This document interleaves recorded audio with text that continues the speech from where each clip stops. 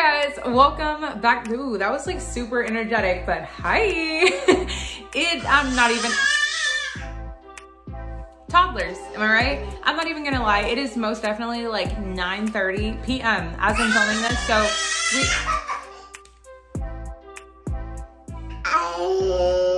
you saying hi to them?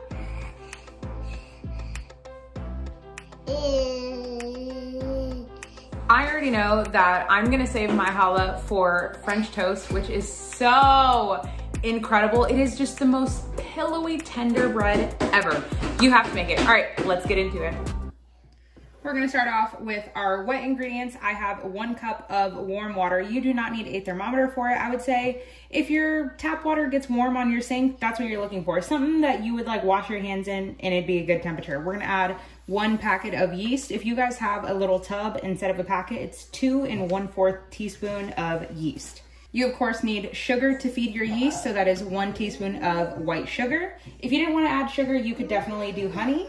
Then I'm gonna add, I just melted some coconut oil in the microwave. I'm gonna add 2 tablespoons of that. If you don't have coconut oil, you can use vegetable oil, canola oil. I wouldn't recommend, we're just gonna give it a little mix. I wouldn't recommend olive oil because olive oil definitely has a taste and a flavor, even though it might be mild. If you don't care about that and you maybe wanna serve it with something other than just butter, then go for it and go with olive oil. But I'd recommend something neutral here, even like a toddlers, even like a grapeseed oil. Now we're just gonna we're gonna let that sit for about 5 minutes on the side. Now for our other wet ingredients, this is kind of like our little rising situation. So I have 3 tablespoons of just room temperature water and 3 tablespoons of melted coconut oil. To that, I'm gonna add 2 teaspoons of baking powder. Then just give that a mix as well. There's gonna be a few lumps and it's perfectly fine. You'll hear like a little bit of foaming, which is pretty cool. Now we'll set this aside. Now we can work on our dry ingredients, but off to the side here, do you guys see how bubbly and foamy it is? Like a nice beer. I always equate both of those two together. It just makes sense to me. The little slurry mixture is kind of doing the same thing. Both of them are foamy, bubbly, perfect. Now for our dry ingredients, we're gonna do 3 cups of flour. As always, I always show this because I feel like it's super important. You never want to press it down and pack it because that is how you end up with super dense and like gummy bread. So you scoop in, you shake it down. This is still like a little domed, but it's okay. So that's 1, same thing, scoop in, just shimmy it down. It makes such a difference. People, you know, they get scared and nervous with baking because if they feel like it has to be super perfect. To me, it doesn't. It's just essentially a roadmap. Now you do have to pay a little bit more attention when it comes down to baking, but it's just about technique here. There's really no skill. It's just about learning how to do it. Okay, I don't know why it has to be super flat and perfect for me. 3 cups, good. Then we're gonna add 1/2 cup of some white sugar and 1 teaspoon of some salt. Give that a little tiny whisk together. Once you have all of this mixed in no particular order, you're just gonna dump in all of your wet ingredients. I always like to break out my silicone scraper for this, and we're just gonna mix it until it comes together. I'm loving getting back into making bread by hand. I feel like I relied on my mixer, like once I got it, just because it made it a lot easier and I wasn't filming videos at the time. But I feel like sometimes you watch somebody do something one way, especially when you're trying something out for the first time or learning how to do something, and you just assume, okay, well, if they use a mixer, then I have to use it. And I noticed like very early on when my husband and I got married, I would just be so scared to try new recipes because I'm like, no, they did it this way. They have this specific brand and I don't, so it's not gonna taste the same. And I said, you know what? Forget that. I'm just gonna try it and do what works. And if it doesn't, well, you know what? I created an amazing memory. Okay, so you're gonna end up with like a pretty shaggy dough, but watch this. We're gonna go in with our hands. Of course, they are clean. Once your hands start to kind of remelt all of that coconut oil, it is pretty warm in the kitchen, but it could be a little bit warmer. It just starts to kind of just heat everything up in like a weird way, and it all just comes together. Just scrape down here. And the dough isn't very sticky. It's obviously stuck to my hands, but it's slightly tacky. It's not like out of control sticky. You're just gonna wanna kind of just press down into those little baby bits. Now that we have a beautiful ball of dough, we're gonna go ahead and grease the bowl with some more coconut oil. I wish I had it in like a little bit of like a fancy drizzler the way I do my olive oil, but just around the sides like that is fine. And then we'll just swirl it around. Greasing your bowl is very important so that it doesn't get stuck to the bowl and you don't lose all of your nice aeration. Yeah, that's gonna happen. Okay, the top is nice and oiled. The bowl's not gonna come up too high, but it definitely is gonna like at least 1.5 times its size. Now we can let this rest covered on the counter for 2 hours. Now it's been 2 hours that our challah has been rising. Look at how nice and puffy and glossy it got. Now on our counter, whenever you are rolling anything out, cookies, I almost said cake, but I guess you can't really do that. Anything on your counter, you wanna make sure your counter is clean because bread is very tacky, so it's gonna pick up any little thing that's on your counter. We're just gonna sprinkle a little bit of flour. It's about 2 tablespoons worth, and just kind of spread it out a little bit more. And our bread, because our bowl was nice and greased, it's gonna plop right out. Then from there, just gonna pick up just a little bit of that flour. Then I'm gonna roll it into an even log. Now, the more traditional challah breads I've seen, they're all braided.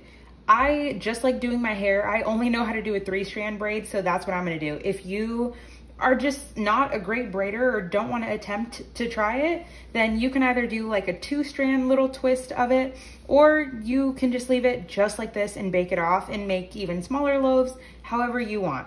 I'm gonna cut mine, well, once I squeeze it out from the middle, just like if you guys have seen my French bread recipe, you wanna make sure it's pretty even. We're gonna cut it in 3 pieces.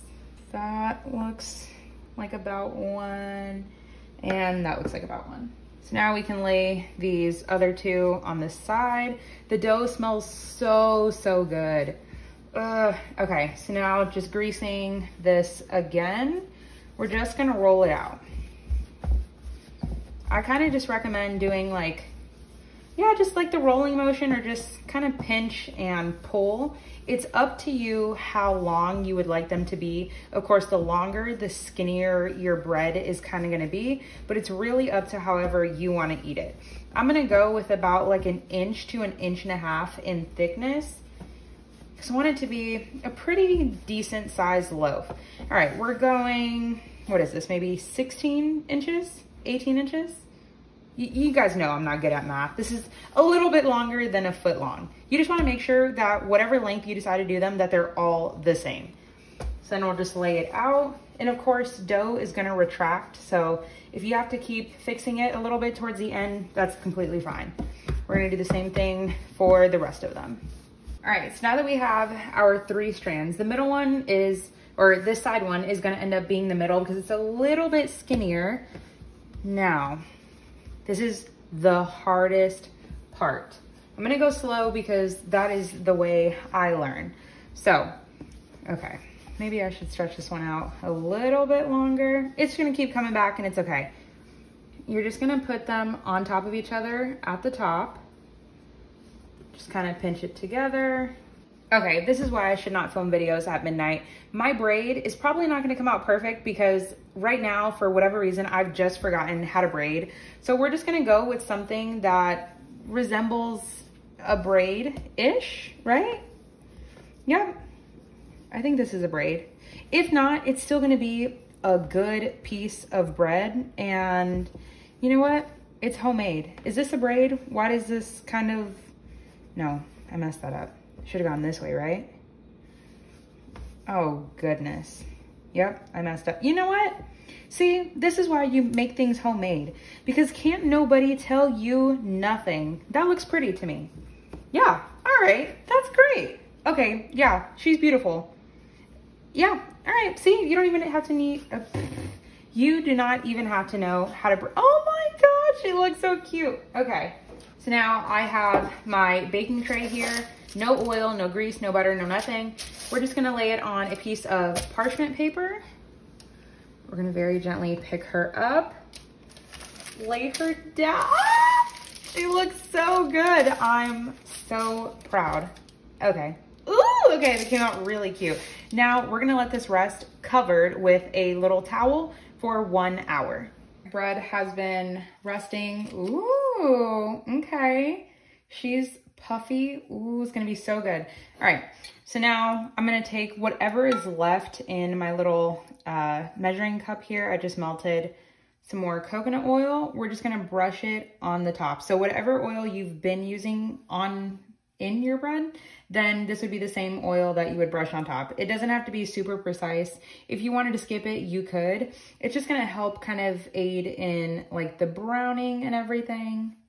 And it gives it a tiny bit more flavor. You wanna try to get as much as you can, but if you can't get the whole thing, don't worry about it. And when you're doing it, you wanna be kind of delicate because of course you just spent all this time rising your bread. By all this time, I mean an hour.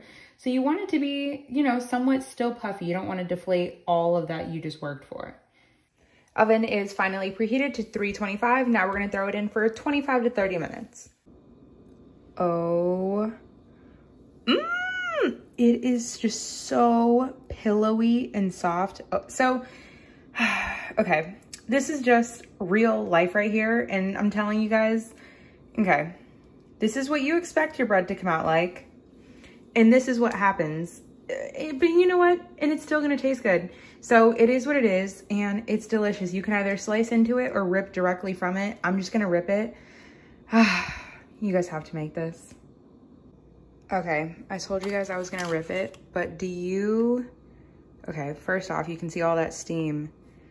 It's just, ooh, really hot, but it is so, oh my God. Okay, clearly I already ate this piece and I'm definitely about to eat this piece and maybe even just all of this. I can't even say the word that I wanna say because I will get demonetized. I kid you not, this is the best bread I've ever made. The most tender, the most soft. It's almost like Hawaiian roll interior, inside, internal, whatever. Oh, it's just getting softer. It's literally a mix between a croissant and a Hawaiian roll. Just like so soft. Oh my goodness. And I did homemade honey butter.